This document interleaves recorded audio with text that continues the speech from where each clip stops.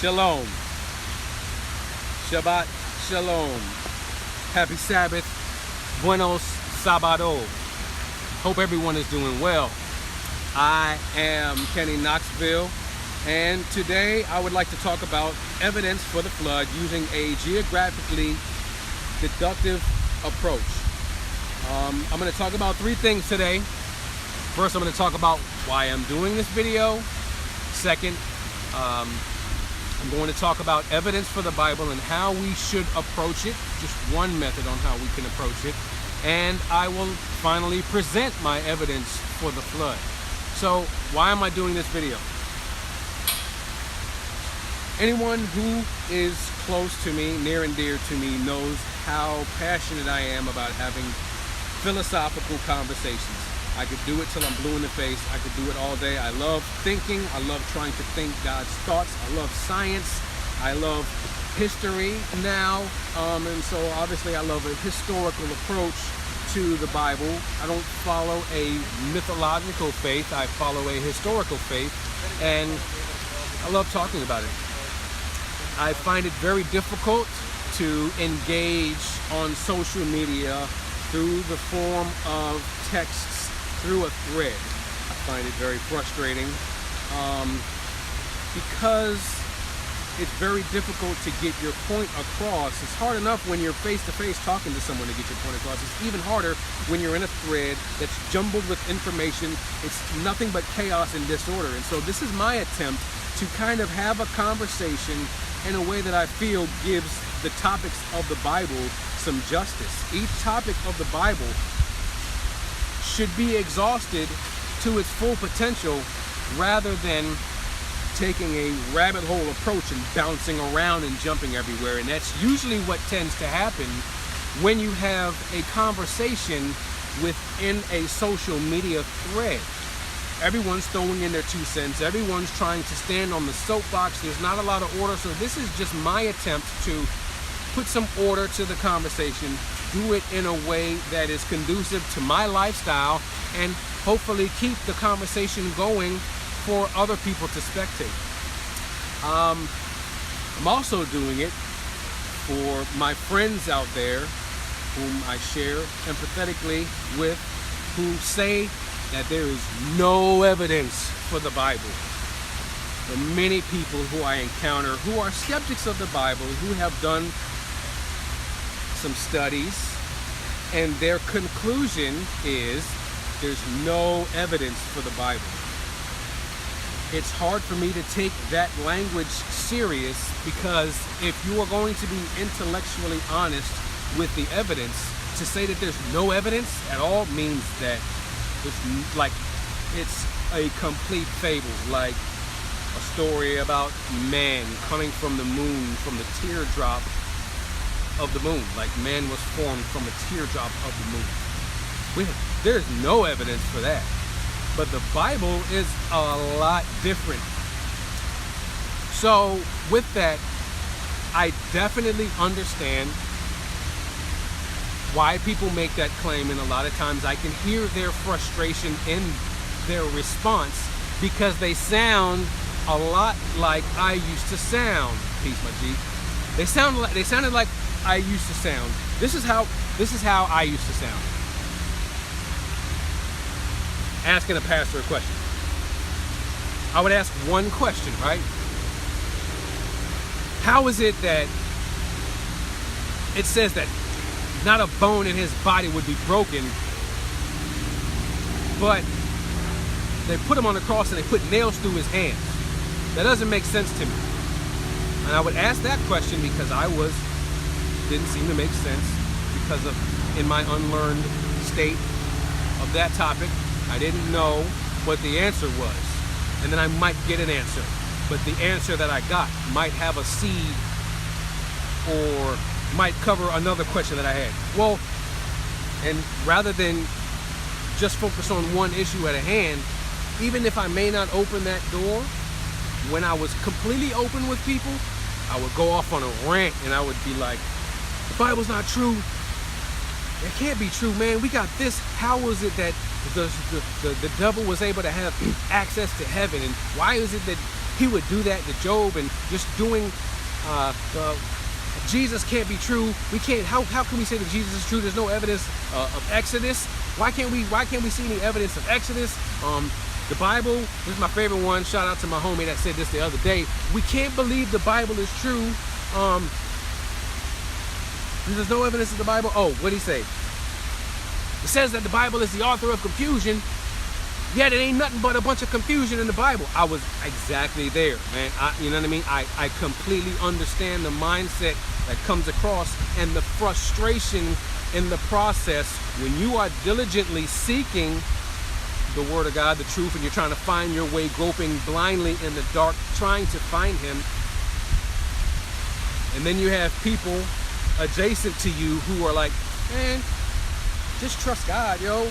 You know what I mean? Like, why are you beating the doubting Thomas? Job, did God come back and answer Job when Job was doubting Him? No. So why is God going to answer you? You know, a lot of these truths that are in the Bible really went against my ability to comprehend how it could be true. And like I said, I definitely am empathetic with that, but I would say, don't allow other people to get you to think that there's anything wrong with doubting the Bible. A theologian that, his name was Peter Abelard, don't know what time he lived in. I'm pretty sure his name was Peter Abelard. And he said that doubt leads to inquiry, and inquiry leads to truth. That is, given that with that doubt, you are doing inquiry.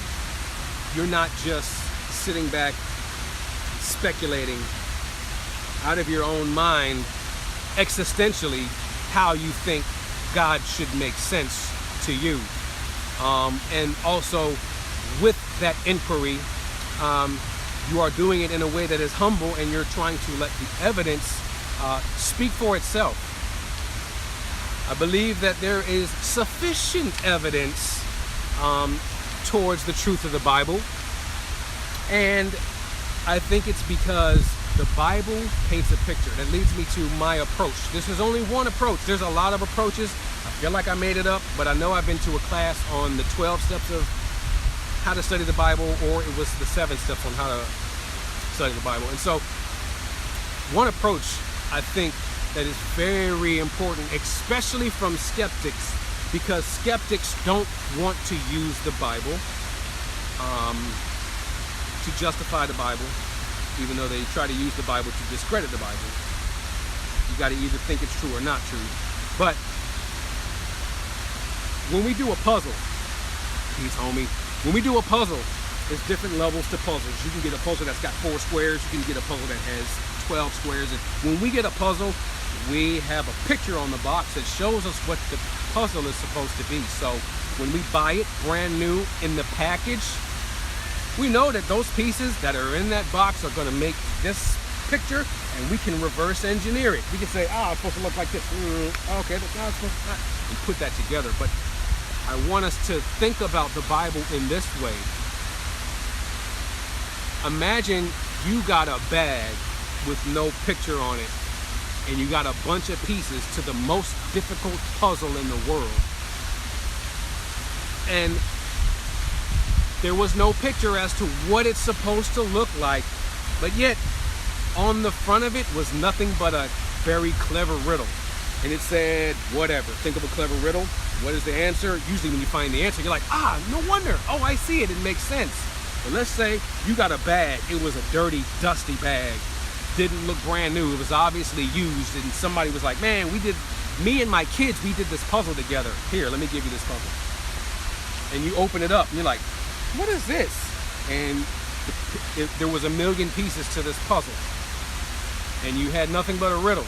So you can't reverse engineer and try to figure out what it's supposed to look like because you don't have a picture. So when you pick up the pieces, you might get to a point where you say, you know what? Yo, I bet you they lost the pieces. This is probably a mixture of a bunch of stuff. This doesn't make sense, and I'm going to toss it out. I think that is an approach that a lot of people might take when they are doubting each piece of the puzzle that the Bible seeks to paint. And so I think a lot of times also we take for granted the Bible because we have this pretty package of the King James Bible. We have this book, and it seems like a beautiful illustration of a bunch of stories that are put together allegorically to have some meaning that really just gives us morals to a lot of different topics in our life. And we take for granted that the Bible is not a book that was neatly, conveniently packaged and written by a person or a number of people in a confined time period. Rather, it is a compilation of scrolls over thousands of years that has been compiled together. The reason, obviously, I'm going to insert my bias. The reason for its fluidity is because it was inspired by God, but I think a lot of times we don't understand that the Bible is a collection of papyrus scrolls that were put together from the prophets throughout thousands of years. So, I think it's very important that we study each piece. Like I said, each topic of the Bible, we call it rabbit holes. Each rabbit hole and subject matter in the Bible should have a very exhaustive approach. You need to study each piece. And you can't just take, okay, let's say you don't know what the big picture is supposed to. Let's say even if you do think you know what the big picture is supposed to be, because you think you know the answer to the riddle, and you picked up a piece and you looked at the piece. And you're like, you know what? I'm gonna toss this out. This can't be part of this bigger picture, because all you're doing is looking at each picture and you're saying, you know what, this can't be it. I'm just gonna doubt every single piece without really doing the due diligence of trying to put the Bible together in the picture that it seeks to paint for us. So,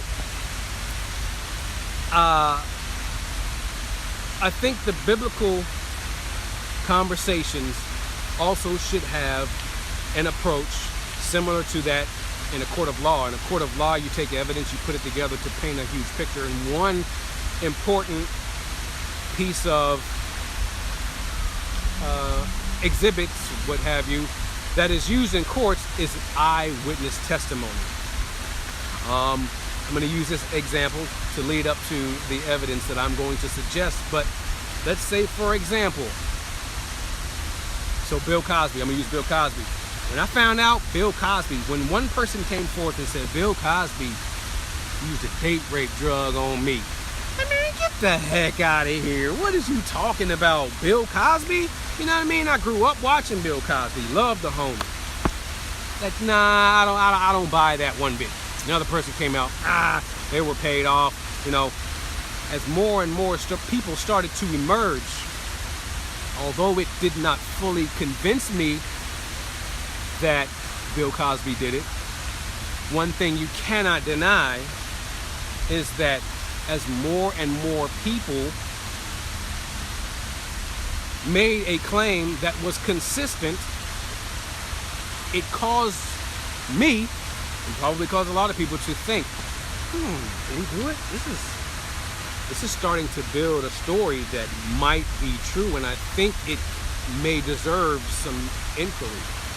And so, I say that to say, it is not my job to get you to believe anything that I'm here to present to you. The only thing I seek to do is have a conversation with people in the vein of biblical accounts, and hope that you do believe what I have to say. But I do believe the burden of proof does rest within Christians. Although you may not hear that, some apologetics or apologists may say Christians are always in the hot seat. You know, you got to put them on the hot seat and try to take apart what they believe. You know, I don't necessarily agree with that. Why? Because, like my homie Bobby Harrington said, shout out to the homie who I just met, the burden of proof lies in the Christian. The Christian is the one who's trying to convince someone else that the Bible is real. The burden of proof does not lie on the atheist for them to try to tell you why what they believe makes sense. Evangelists should be responsible with defending the faith and ministering the gospel and the Great Commission, and say, you know what, the burden of proof is on me. If you want to take the approach of only telling someone twice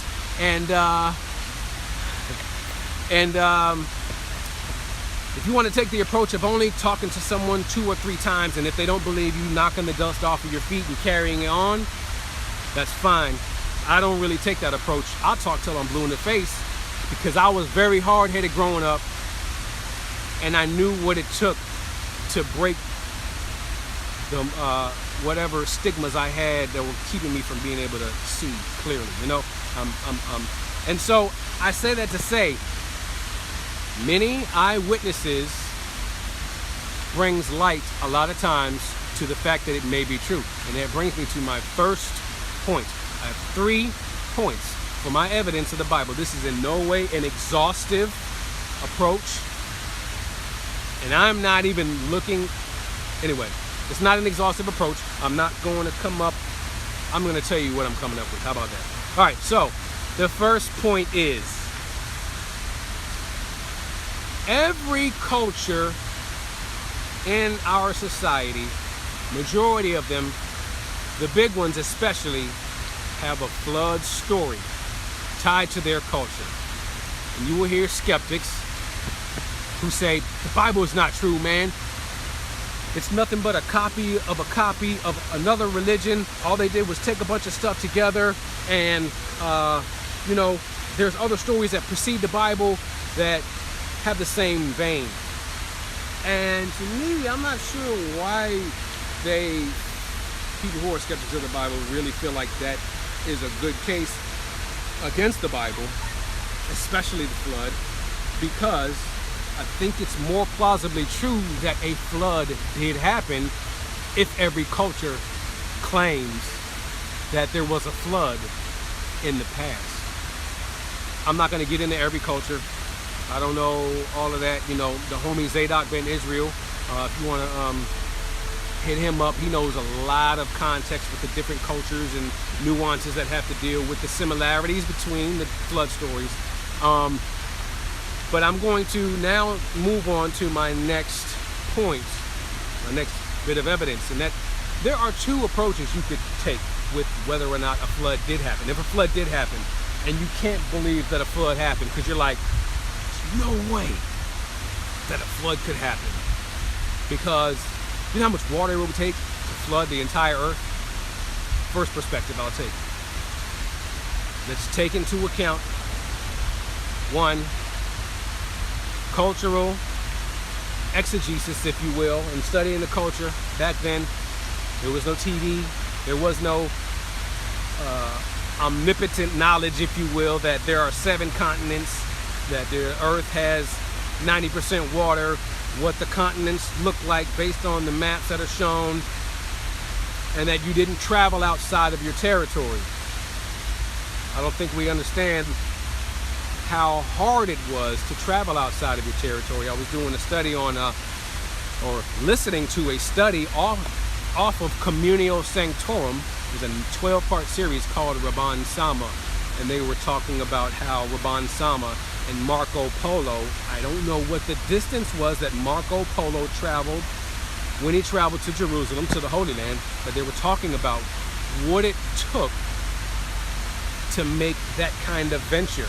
And that was, if you will, so it took no less than 60 people to have a journey that far. And that's because, number 1, you had to have camels to carry the load, all the food and the resources for the people. You had to have people who took care of the camels. You had to have the resources. When you put all of that into perspective, it took about 6 months to make, I think, this journey. And so when you think about the resources that it would take to make a journey outside of your general populace, you can see most of the people in those times did not travel outside of their area. So let's think about Katrina, for instance, and let's just say everyone just lived in Jerusalem, or just lived in Asia, or just lived wherever they lived. To a 5-year-old, 20-year-old, no matter what your age is, if you don't have knowledge of the outside environment, all you know is your world. Katrina, New Orleans, was a big bowl, right? And that mug flooded. Let's say we didn't have the resources we had now to evacuate, and let's say you lived in Katrina, you lived in New Orleans, and it happened. From your perspective, because you're so low below sea level, you don't know you're below sea level as much. It rains, it only rained for a couple of days, right? The hurricane, now from your perspective, your world has been flooded. That's just one perspective of saying, well, maybe, you know, a flood did happen from the perspective of somebody who lived in an area that was in a bowl shape. A little more realistically, however, is the approach of, all right, let's go on a geographical journey now. Shout out to the homie Zadok Ben Israel, because he's actually the person who I first heard make this claim. If you subscribe at all to the concept of Pangea, and that all of the continents, we're talking about scientific evidence now, because scientific evidence suggests Pangea, okay? I think it's probably got to be scientifical gospel that Pangea was, and so all of the continents were one shape, right? That's what Pangea suggests. That's what our scientific evidence suggests. And I love science because I think it confirms the blueprint of God's creation. Now, let's look at Pangea. Should have brought a chalkboard. Whatever. Let's look at Pangea. Next time you look at the map, look at how they all look like they fit together. Whether you believe the validity of the maps, whatever, is up to you. They look like they all fit together. And when you think about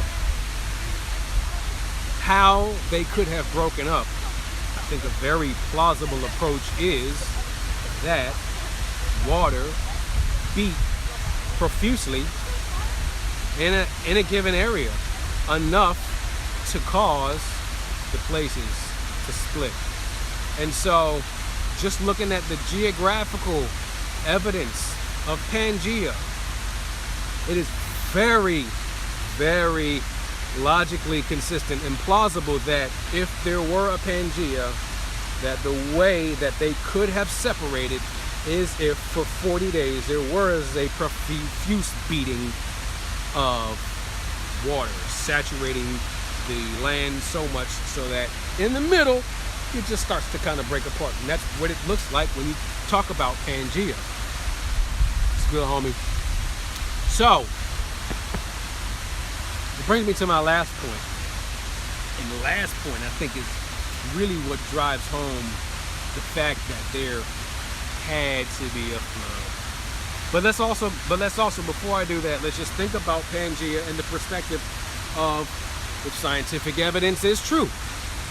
If we believe science and believe scientific evidence is true, and we believe that man started in Africa and everyone was in a certain central location and they didn't go outside of that area much, if a flood for 40 days and 40 nights did happen in that one area, then culturally it would make sense why everyone has a story that's similar.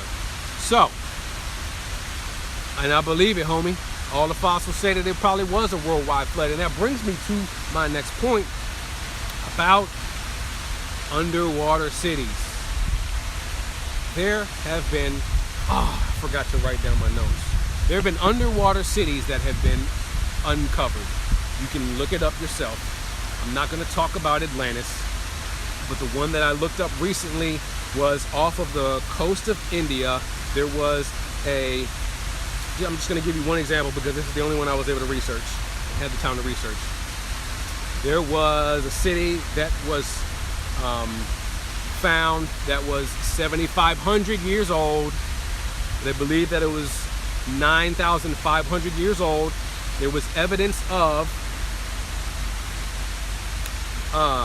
construction material, pottery, beads, human bones, sections of walls. Now, you can just go ahead and break that down how you want. I don't know if I should get into what the various sides are opposing or complementing that. But it doesn't seem very likely to me that a bunch of Christians were like, yo, let's go throw some stuff on the side and make an underwater city so that people can uncover it. The way that science works, science is very consistent with the way that they do carbon dating, using Euler's number and the rate of decay and how they calculate how old something is. And so science isn't seeking to prove that there was a flood. But when we look at many pieces of information, and all I'm doing right now is just looking at the flood. All I'm doing right now is just looking based upon the fact that we have many cultures who say that a flood happened. Wow, every culture? Really? Maybe it did happen. And then we think about the fact that Pangea, the world used to be one and it split apart. How did it split apart in the middle? Man, it doesn't make sense. It could have happened that for 40 days and 40 nights, water beat profusely and caused the land to separate. And now we got underwater cities, so we know for a fact that the sea level has risen. Unless you just want to believe that that part, hey, this could happen, that part of the that city just kind of broke off and just sunk. Hey, that could happen, right? I guess, yeah, it could happen. But like I said, when we look at each piece, we need to say, is it plausible? Like I said, I'm not here to prove anything to anyone.